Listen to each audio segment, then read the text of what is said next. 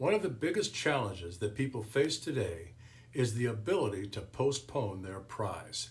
That is, to delay their reward, to overcome the pull of instant gratification.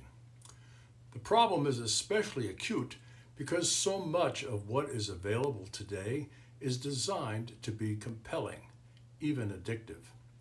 Offline, cigarettes, for instance, have for many years had added ingredients that made them more addictive.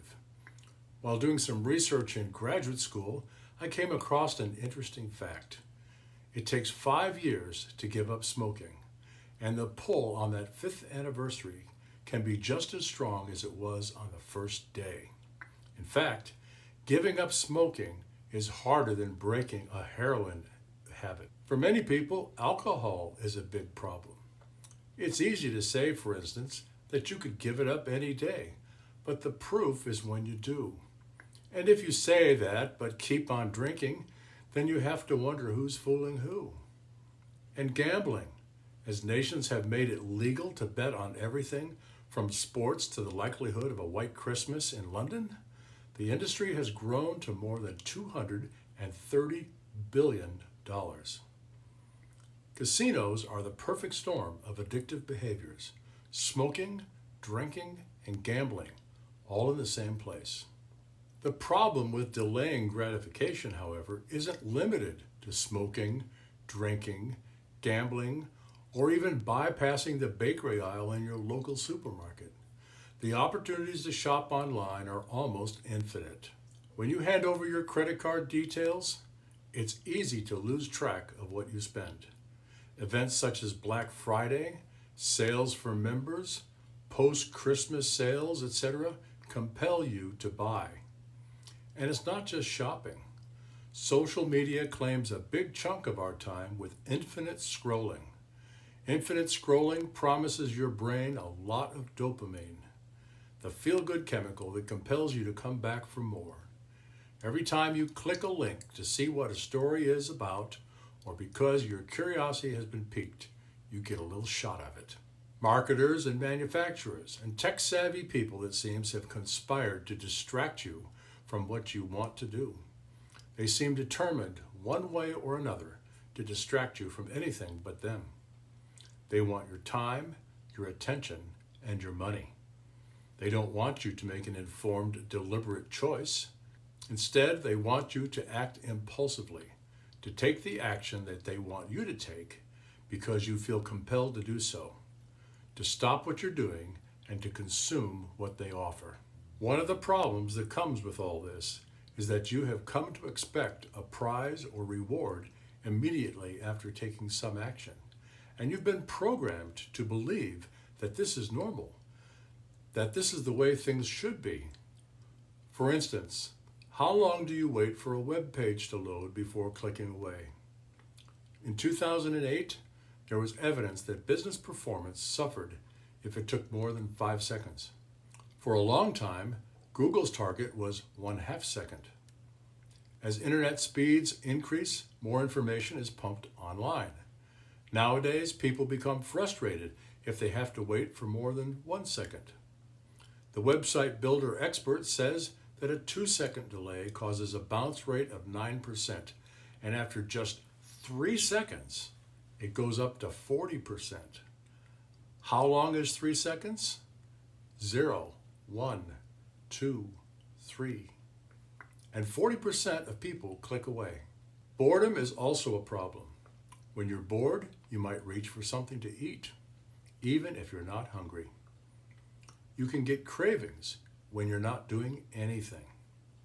And so you eat, or you wander around online until you find something interesting. And each time you click on something, you get another little hit of dopamine, which encourages you to keep clicking and to keep looking for something to click. How can you fight back effectively? How can you regain control over the habit, the compulsion to reward yourself immediately? In their book, Willpower, Roy Baumeister and John Tierney explain how to overcome the temptation to eat unhealthy food.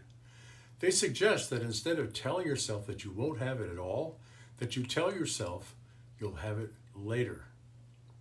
Later can be at any time. But usually, when you postpone something, you forget about it and you don't do it at all. Why does that happen? It's because later, or not now, and no are different. If you tell yourself that you'll do something later, it probably won't happen. Case in point, you tell your kid to clean up their room. I'll do it later. How often does it happen? Or, I'll start my diet tomorrow. How often do you actually start when you say you will? Later is usually a euphemism for no, and I hope that you'll forget about it. And you usually do. Now, the temptation to do anything creates an inner tension. If you tell yourself, no, never, then the mental and emotional battle will be at its strongest. But when you tell yourself later, then the resistance goes away, and that's because your mind interprets later as yes, but not now. No is always no. Think about that for a moment. When you tell yourself no, do you feel the tension when you really want something? And when you say to yourself later, then you feel that tension go away. And that's because the compulsion is mitigated by hope.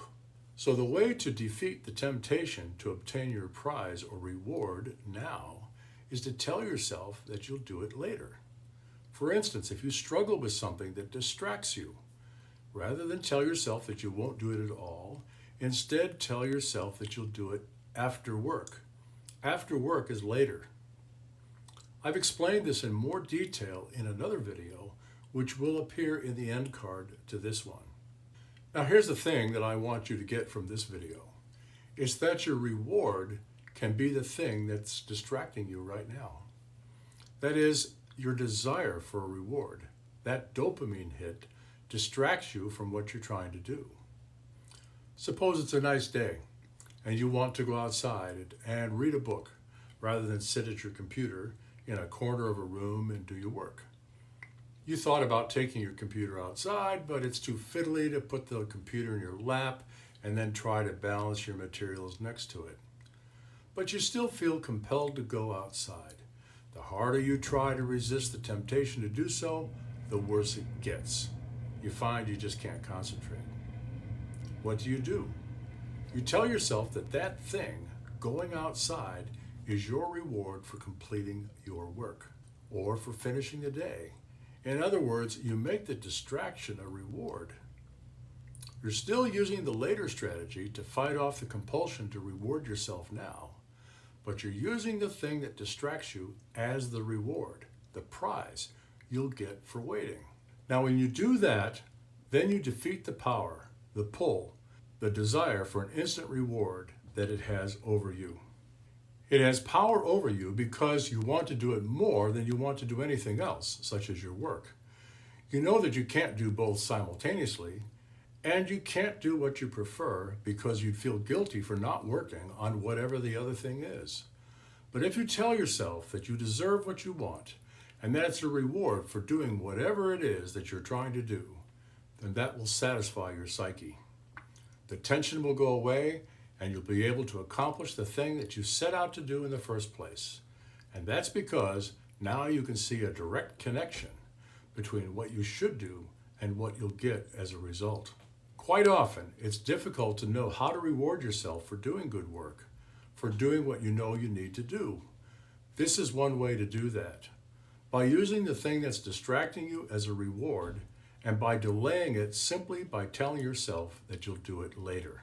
If you found this video helpful, then give it a thumbs up. And if you haven't done so already, then subscribe to my channel. And if you'd like more tips on how to hack your life or your business with psychological principles, then get my free ebook, The Importance of Why. The link is in the description.